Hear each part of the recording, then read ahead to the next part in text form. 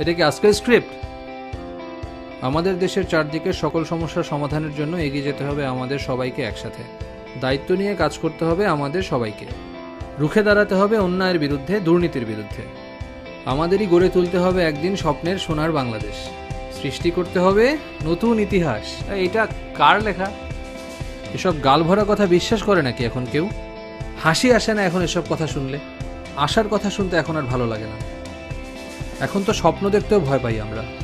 তাই বলে কি কিছু করার নেই আমাদের? ইতিহাস তো বলে দেয়ালে পিঠ ঠেকে গেলে নাকি সবাই একসাথে ফুঁসে ওঠে।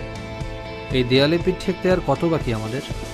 এসব ছেলে ভোলানো কথা বলা আর শোনা বাদ দিয়ে চলুন না কিছু একটা করি, সবাই মিলে একসাথে। ছোট করে হোক, কিন্তু শুরুটা তো করি, দেখি না কি হয়। দেশটা তো আমাদেরই, তাই না? আমরাই বাংলাদেশ।